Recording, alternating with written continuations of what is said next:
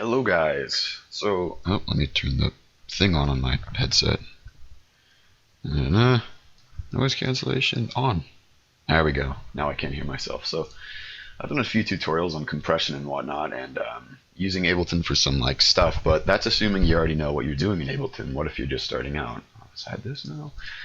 This is what this tutorial addresses. Oh, hi cat. That's a pussy on my laps now. This tutorial is addressing how to get started in Ableton, first in the mixer, and how to record stuff and make songs with MIDI. That's a big cat. So to switch between the two interfaces here, this is the scene. Now this is a scene thing in the mixer, which you can put scenes here, which are essentially like clips of MIDI or audio that you click and trigger for live performance. And this is the arrangement view, I think it's called. I don't know, but I use this most, and I don't really use the performance thing unless I'm doing like trap, which makes it a lot easier when I'm recording. So switch between the two, again, tab, and yes. Down here, you obviously drop your audio effects, and if you start Ableton and this little info thing's there, I don't really like that. It kind of gets in the way, so I like to have all the room I can have for my effects, which this is for. The effects channel, or effects strip here, applies to both MIDI and audio channels, but only MIDI if you have an output device. My phone's one. Alright. So, like if you put a MIDI channel here, which is Control-Shift-T while on the mixer interface, adds a MIDI channel, which takes MIDI data, which is keyboard input. You can't put an audio file. I'm pretty sure you can, but let me see. Actually, you can. What am I saying? Oh shit. Well, it doesn't put out audio on its own. That's what I'm getting at. So that's that. And here's the two different clips you can add, or tracks. It's the audio and the MIDI. One's for audio obviously, and the other one's for MIDI, but both can output audio with devices that can output audio. That audio track, it's just Control-T. You can press delete to delete it when it's selected. I have a different skin on Ableton. It's like a Logic X thing. It's pretty clean. That's why it looks different than yours. You can switch between different, there's Edison, between different mixer tracks by using the arrow keys. You can switch between different scenes by going up and down. It's pretty good. Delete, of course, Control-Z to bring it back. It's all good stuff. And if you want to add a send track, which are quite useful, it's Control-Alt-T. So two modifiers for that, Control-Alt-T, and a return track, which essentially it's an audio track, but it doesn't directly have instruments on it or audio clips. It's just for receiving audio from these to process it. But can you put audio on here? It's a good question. I don't know. You probably can. As far as how many of these you can add as many as you wish. I mean, not even look at this crap. If you want to fucking add so much reverb your computer dies, even though mine can't, you can do that. And I'll delete. So I'll add an audio to MIDI track, and I'll get started with some MIDI input. So I'll pick a synthesizer. I'm gonna pick something that you might or might not have. Instruments, operator, nothing like FM synthesis. I'll make a quick little saw thing. Parallel. All right, it's top to bottom. There we go. Oh no. I need to... That's disgusting. I should probably start recording this. There we go. I can hear how fucking terrible it is. So to put in audio, or MIDI, to get audio out of a MIDI track, first you need to have this record button down here selected, and just click it and it'll turn red, and it'll say new up here because you can create clips and overdub in the performance view here. Not performance, the scenes view. You can play it on your keyboard, which A is C, Z and X are octave up and down, and C and V are velocity up and down in steps of 10, and 7 for last.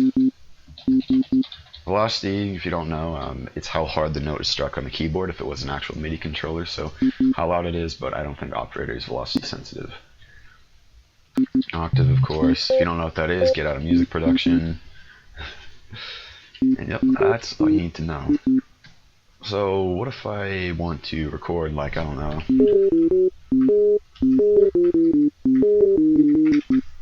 What if I made a melody and I want to record it? Well, first I'm going to set a tempo. That's good for me. So the way I like to do tempo changes, if I don't know what I want to do it at, like 128 or 190 or 140 or whatever, I like to click the beat thing here.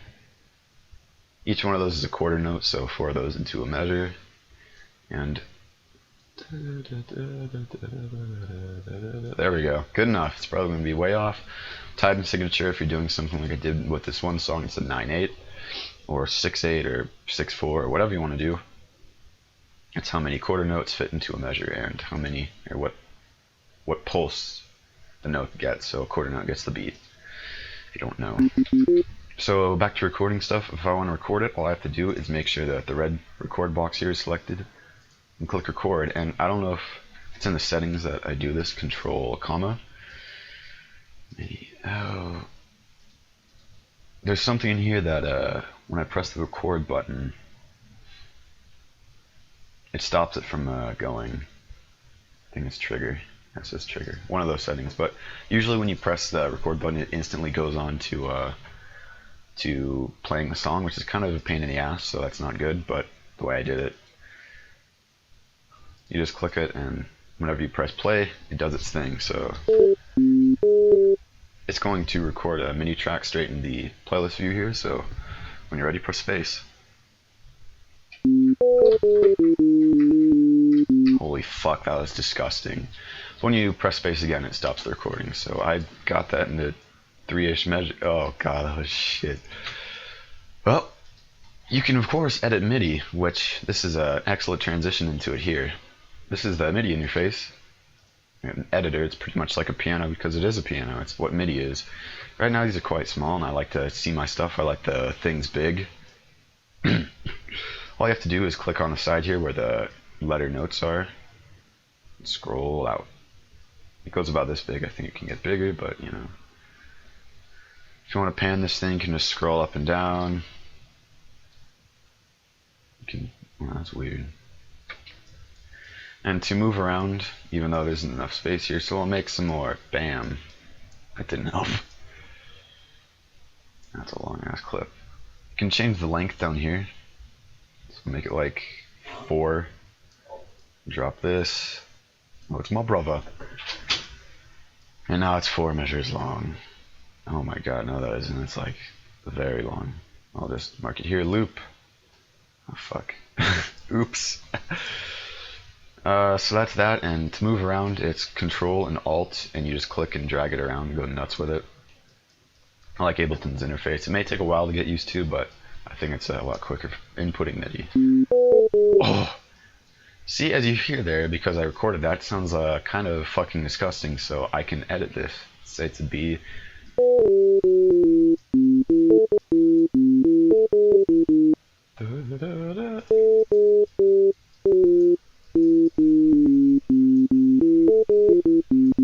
That's weird. I don't like this here, so I will make these 1/8 notes. I think those are 8s. Let me see. Quarter, quarter. Da-da-da. Good enough. I'll make this thing 1 measure long. So just this. It's still too small. Oh well. And up here, as you can see, when I make the clip shorter, their separations come here. That's when the clip repeats, but I like to just make it the normal length. Shift D, even though it isn't 1 whole measure. Actually, it is. It's just iffy. Oh no! Haha, it was.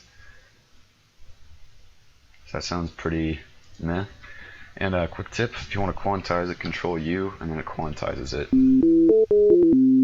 Which essentially, it locks the notes to a grid. I think it's at the 16th notes for this one, so 16 pulses in measure of 16th notes is what it syncs to.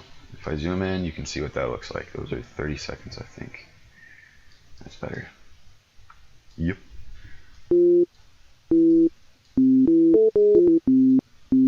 Yeah, that sounds so great. That's how you do that, but what if you want to record into the thing up here? The arrangement, not arrangement view. Actually, the scene thing, that's it. All you have to do is press record and press this dub button here, even though you don't really need record, but it's good, so it puts a time before it starts playing. I think I can do that. Nope. If you do press record here and record to the scenes, it'll overwrite any MIDI data you have here. So you know, and I have to press this button here, which is in the master channel. Oh no, it's already playing from it. Oh fuck! Come on, come on. Oh right, Control Shift M to add a MIDI clip there. That's better. Press the play button there, and now you can record with this. Except it's overwriting because the length again is too short, so just increase the length slider there. You've tried me press space. Oh god, not feeling it today. And so on. If I want to fucking add another one, I can do that. There's another one. Press these ones to play it at different times. Yes. Well, that's how MIDI works. Pretty straightforward, velocity and everything. How about an audio track? How about I go through that? Shift tab to switch between the MIDI and mixer effect thing interface. Don't know what it's called. Didn't read the manual. I just learned it by myself. And for audio, when you open it, it'll have audio there instead of MIDI. So if I grab a sample, probably a bad idea, copyright and whatnot. Instead, I'll record this and I'll show you how to record it. So, time looking pretty shitty. I want to take this MIDI input here, which outputs audio from the channel. Okay, it's a guy's birthday. That's good to know. It's on this. What?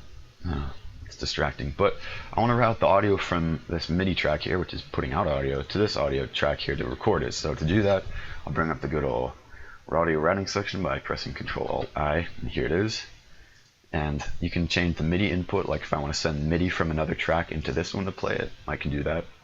But we're focusing on the audio 2 here, so I will put it to audio, track in. Now it goes straight through there. If I mute this, no audio will go out because it goes from operator to the audio channel to the master. If I want to record, by clicking on auto, press the record button here to set it up for recording, and you're good. There you go. An audio clip. If you want to edit it, again, Shift Tab, and there it is. You can change the gain down here. You can transpose it, which is changing the pitch. You can detune. You can change the length, but only if your clip is separated. That's pretty neat. I like how Ableton's how neat it is, like as far as switching between tasks. And if you want to use that in the arrangement view, I just copy it, Control-C, and paste it up here at the arrangement view. And then I'll route this thing back to the master and maybe pitch it up so it sounds different.